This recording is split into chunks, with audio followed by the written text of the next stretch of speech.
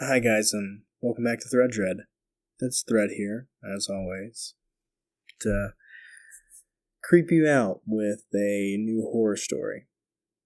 Today we're going to be doing something fairly short, a run through the woods. I think we've all visited the woods and have been creeped out by them. I think it's a survival instinct. You know, something from our ancestors. That fight or flight. Being alone in the woods without a pack, without people around you. You never know when a predator's going to show up, when something may come stumbling out of the underbrush. Any matter, I want to apologize. I have a video up right now with an apology about disappearing off the radar. I'm so sorry that I just vanished. I don't have an excuse for it. It really was a bunch of work stuff. Just kind of got to me and burned me out. But of course, the video of my apology, it goes into more depth, but I just wanted to mention it here as well. And I want you guys to know that I'm going to be covering the series again. I will be going back to stories like, Navajo police officer and, abandoned house. And I will be finishing those up. So I haven't forgotten them. It's just that I wanted to start with something small to get back into the vibe of things. In any matter, let's get started. A Run Through the Woods by user Toxic Cargo. When I noticed the sun getting low in the window, I closed my computer for the day. Then I sighed and began to get ready for my daily jog. As I went to grab my phone from the charger, my mind wandered and eventually settled on a question. Why on earth any modern person in their right minds would choose to go jogging? To be clear, there is a difference between running and jogging. When you're running, there's a destination. Even if there isn't, there's still at minimum a goal. Perhaps the participant is training for some kind of race, or working to actively improve their cardio. When you watch a horror movie, nobody jogs away from the serial killer. There is a goal to achieve, a reason to do it. Running is a thing done by people who have a purpose, who have places they're going, and things that need doing. I have no issue with people who run. Jogging, on the other hand, is fairly nonsensical when you consider it. There's nothing you're getting away from, nothing you're moving towards. Nobody ever really pushes themselves when they go for a jog, nor is there any air of urgency or vitality in the action. It is little more than an excuse for 40-year-old suburbanites to get together at 8 o'clock in the morning, talk about their kids, and feel good about themselves before getting ready for whatever the day brings. Most people who do it, when asked why, will give some ramble about being social or clearing the mind. I never got those aspects. In fact, all I ever got from jogging was sweaty and winded. People always told me that I had a head for practicalities, that if I couldn't find a solid reason for something, that I just threw it to the side. Hell, they're probably right. It still doesn't answer the question of why on earth I was going jogging. As I sifted through the playlist I could jog to, settling after much consideration on shuffle all, I counted to 10 and tried to force the frustration down. As I laced up my shoes, I came to the conclusion I always did. Habit. My little monkey brain just couldn't give up the tradition. It was my mom who first got me into it. When I got to high school, she would throw a fit every time she came home and saw me watching the TV. She'd ask if I finished my homework. I'd respond that I'd do it after dinner, and she'd shoo me away over to my room, with a phrase along the lines of, "You need to be more productive with your time." Never mind that I was only watching one episode, or the fact that I hadn't turned in an assignment late since the second grade. Eventually, lacking a car or even a bike with a reliable chain to go places that weren't home after school, I started to go jogging. A 30-minute lope around a few blocks was about enough to keep me out of the house long enough to get home with Dad, when I could pass off watching a true crime documentary as family bonding. That was 7 years ago. The only thing that changed was the time of the day. Nowadays, if I don't get my evening jog in, I start to feel antsy. I won't be able to sleep right if I don't run for 30 minutes at 8. As I went down the stairs of my apartment, I faintly recalled some story from Sunday school about the formation of habits. It had to do with looking behind a counter and seeing all the phone lines and cobwebs. Something about how habits start off like cobwebs, but then get like the phone lines, so it's best to keep the good ones around and clear out the bad ones before it gets too hard to do.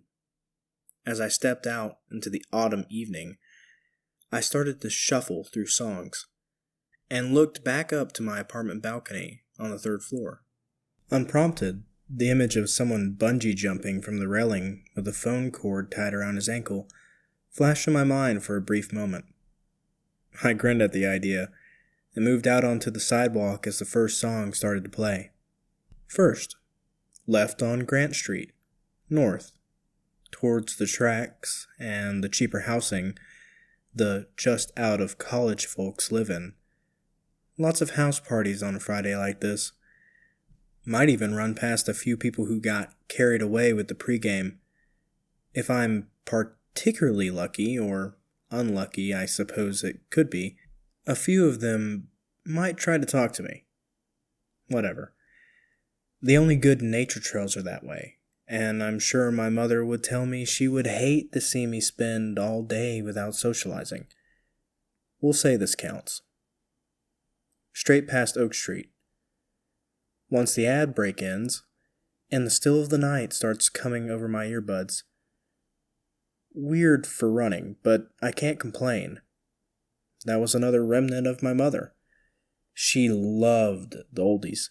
She used to dance around the kitchen while she was making dinner, singing along to some old doo-wop song that her father had listened to, while the steam from the pans filled the air with an awful smell of burning vegetables.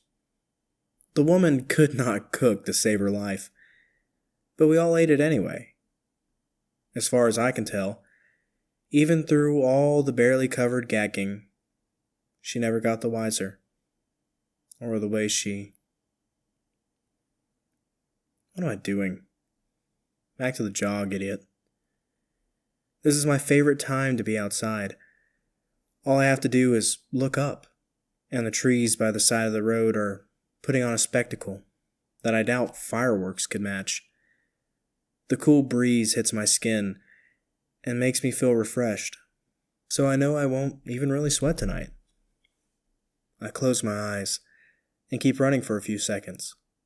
Almost run into some poor girl on her way to her first frat party, judging by the opaque water bottle and the shoulderless cream-colored top that squeezed her stomach in and pushed her chest out. "Sorry," I yell back after seeing that she isn't hurt. I don't hear a response. The song is crescendoing, and my eyes are in the trees again. As the song fades out in my ears, I hear the distant rumble of a train. I don't need to check my phone to know that it is 8:05.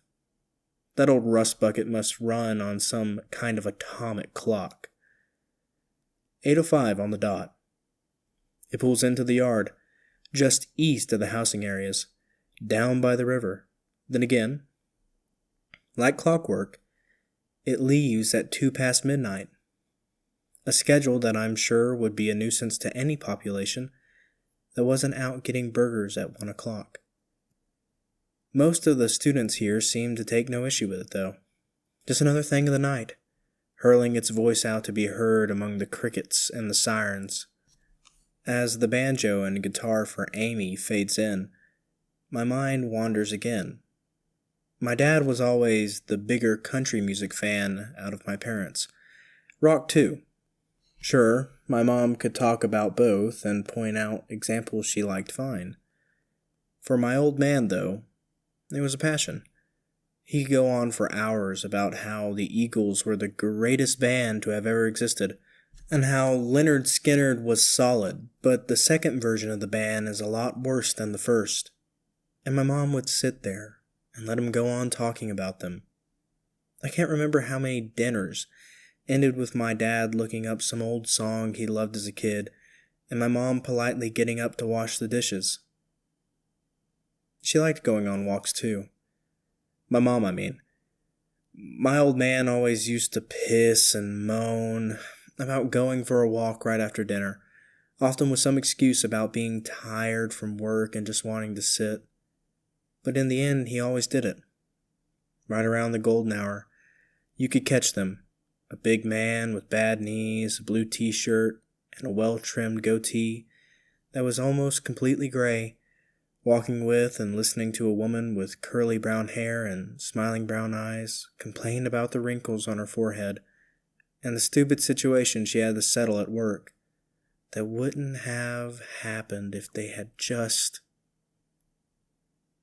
No. We're not doing this now. Back to the jog. We're out of the inhabited area now. I managed, for better or worse, to avoid contact with anyone but the one girl on the way out here. Now my lone companions are the trees, the raccoons, and a song I don't know. I guess my phone must have glitched and started to dig into the suggested listening section. I shrug and continue running. I might recognize it once it gets further along. It's slow and seems to feature nothing but an acoustic guitar being strummed. By now I've reached the woods and the trail that runs through them. Perhaps calling it woods would be overzealous. There are trees, true, thicker here than anywhere else in town, extending to either side of the trail, so that between them and the elevated dirt on either side, one can almost forget that the sprawl of civilization is never more than 100 yards away. I guess that if you looked at it from the air and squinted hard enough, it might look like some kind of green snake meandering its way through a concrete swamp, or it would look like what it was, a nature trail running through a tiny college town. Either works, I suppose. The strumming hasn't stopped, hasn't sped up, hasn't slowed down. Not so much as a beat has been added, let alone a voice or a melody. It just keeps going, rhythmic, steady. Every few seconds another strum rings in my ears. It's music, make no mistake. It has a key, it stays in. It isn't dissonant, it just isn't going anywhere. All of a sudden I realize my steps are matching it. Strum, step, step, step, step, step, step. Strum, step, step, step, step, step. I try to break the pattern, but my feet always find themselves coming back to the rhythm. The trees over me are as beautiful as they were before, more beautiful even, as their dense packing causes their leaves and colors to bleed and mingle together. What once were fireworks against a blue sky are now a brilliantly painted canvas with the orange setting sun poking through at irregular intervals. I almost didn't notice. All the attention that isn't required to keep my feet under me is laser focused on that song. There has to be more. Am I missing something? I can feel tension building, a growing sense of unease, anticipation. I don't know. But as I'm about to stop to see what song it is, a woman's voice comes into my ears.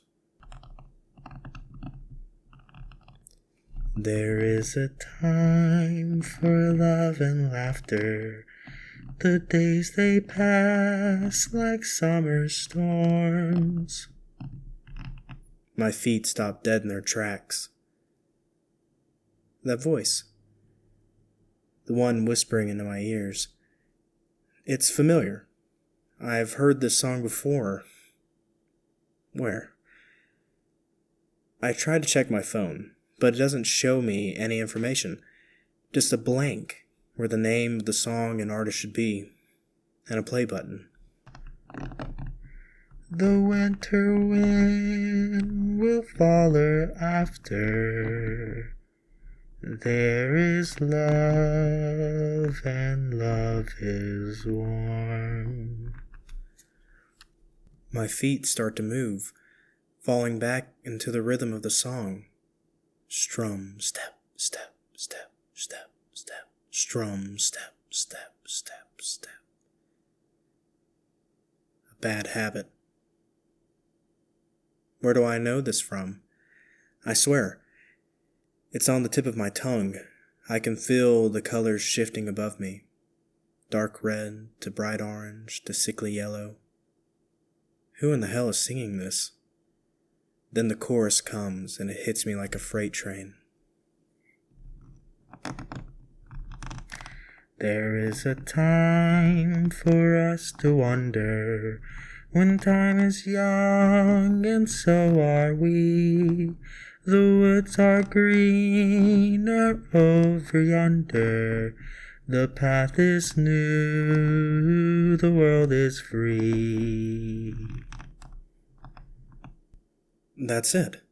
My memories open like a floodgate. Me sitting sick in my parents' bed, watching whatever happens to be in the VHS player, while waiting on soup to be made. Me sitting on the couch at 6 o'clock, doing homework while my dad is changing the channels on the TV. Me sitting in my grandparents' house on Christmas as my uncle quoted every line from what was on TV. Each of those times, it was the Andy Griffith Show. One episode in particular.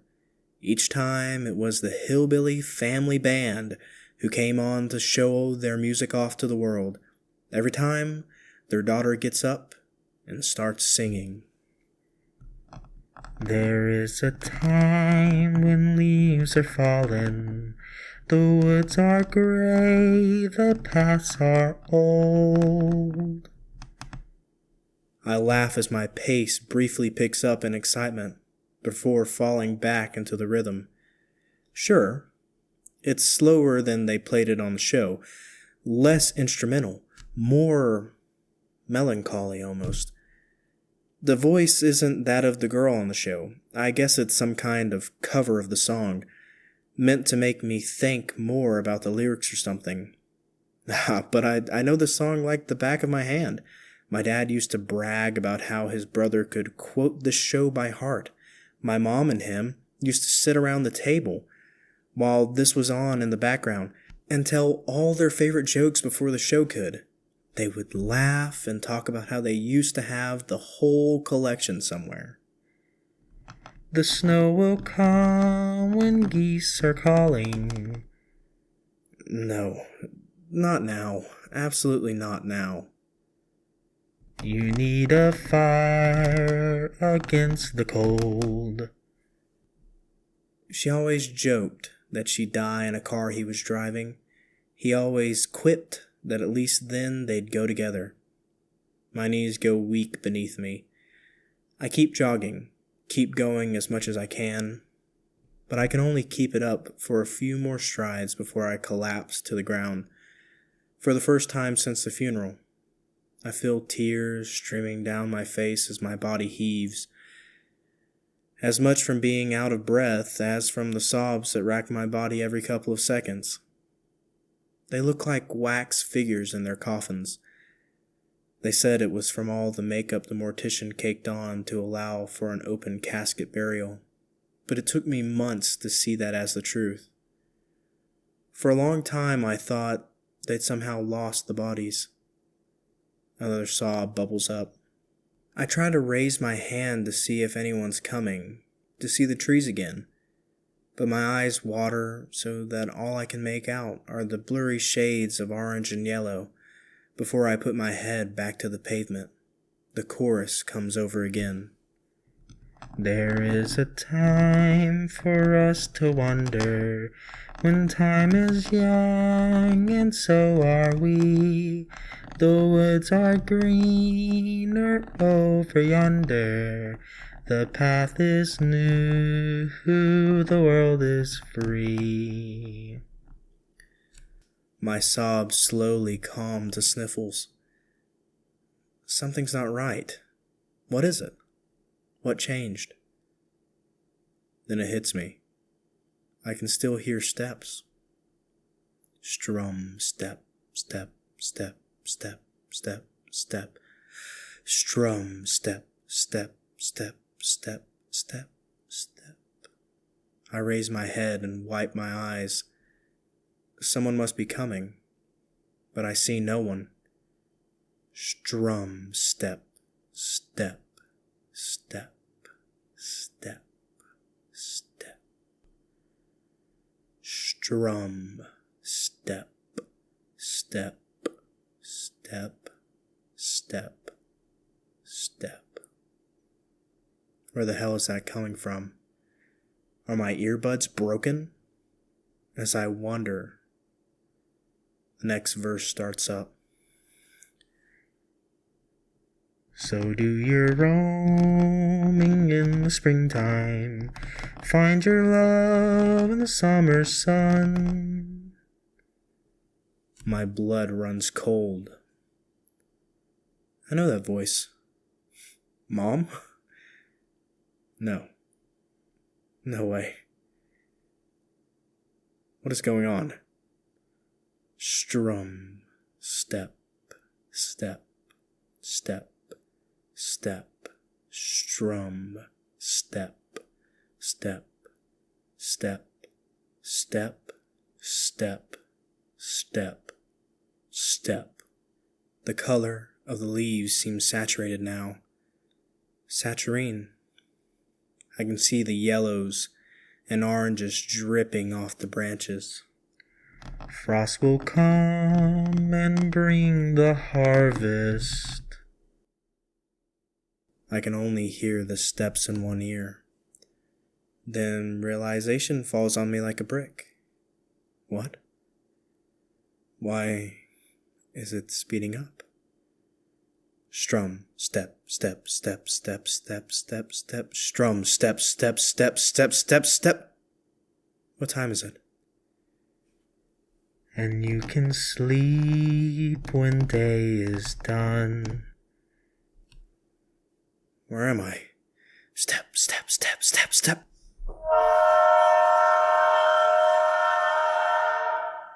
The sound of a loud train horn jolts me back into reality, and on instinct I jerk up and back just in time for the train to run right over where my head was but a second ago.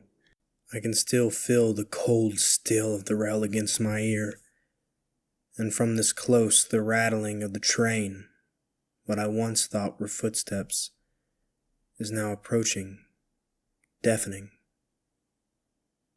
Why the hell am I here? Why was my head on the tracks? It's only then that I realize exactly what happened.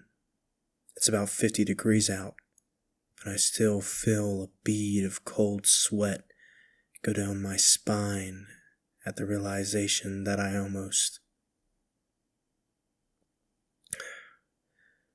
No. Don't even think about it. It's dark out now. My earbuds are silent. No music, no static, nothing. I pull my phone out of my pocket. I need confirmation. I know the train comes at 12:02 every night, but there's no way. I was out jogging for 4 hours. Hell, it was still light just a second ago. My phone is dead. No comfort there. I look back up at the train. Maybe I fell asleep. But I never came here on my jog. It's as I'm sitting there watching the train pass by, trying to piece together what happened, that I notice it. There, about 50 yards away on the other side, just out of the lights that run parallel to the tracks, In spaces between the cars as they pass by me, I see it. 2 glowing dots, about 6 feet off the ground. Like a cat's eyes. It wouldn't be odd but for 2 reasons. It's in the middle of a clearing, so whatever it is isn't sitting in a tree or anything for added height, and it's looking right at me. I can feel anger emanating from it, burning into me. I try to turn and look at something, anything else, but the eyes keep pulling me back, almost drawing me towards them. It's just then that I notice something, a sound. It can only be heard very faintly over the rattling of the tracks, but there is no doubt in my mind. It's a voice singing a song long and forlorn. The train is too loud to make any words out, but the tone is unmistakable. As my mother sings from across the tracks, I start to see colors again in the corners of my eyes. I force my gaze back to the eyes. They do not match the song. They are cold, distant, like a vulture looking at a starving dog, waiting for it to curl up so it can feast. And yet, for just a moment, each time I see the space between the cars, I can feel myself being drawn, moth-like, to their reflective light. Come on, they seem to say. You can make it. Just jump through. I know you can. With an immense will, instead, I cram my eyes shut and stumble backwards down the rail embankment. I shake my head until the colors in the corners of my vision fade and only darkness remains. Finally, I open my eyes and look up, just as the caboose is passing by. Whatever I saw across the tracks, it is no longer there. The gulf of night beyond the lights for the tracks is all that remains of where its eyes once were. I stand there for what feels like a long time, but it's probably just a few minutes. After my imagined hours of standing entranced in the lamplight, I manage to build up my courage and turn to start running home. It's late, I justify. I need to go to bed. My sleep schedule's been all out of whack lately, and it's worse than I thought if I'm falling asleep on jogs and hallucinating eyes in the darkness. I try not to think about the impossibility of those things. After all, how on earth could someone fall asleep while continuing to run? There has to be an explanation, I tell myself. I'll look it up when I get home. A deeper part of me knows I won't. As I turn toward my apartment, a cold wind makes me shiver, and I think about my warm bed and how quickly I'll pass out once I hit it. I know, though, somewhere deep down, that I won't. I'm not sleeping tonight. If I'm lucky, my eyes will be closing just as the sun's starting to peek over the horizon. Until then, I'll be awake, looking out my window, thinking about cobwebs, and wondering if you could hang yourself with a phone cord. And of course, I'll be thinking about anything but those eyes. End of story. Whew, that makes me not want to go on a walk in the woods. I was actually thinking about going hiking this weekend, and that thought is now crushed. A big thank you to the author, Toxic Cargo. As always, you can find a link to their story in the description. Go check it out, give them an upvote, tell them you loved it, because that was an astounding story. And thank you guys for listening, and goodbye. And I will be back soon. I am going to make a schedule. Bye-bye.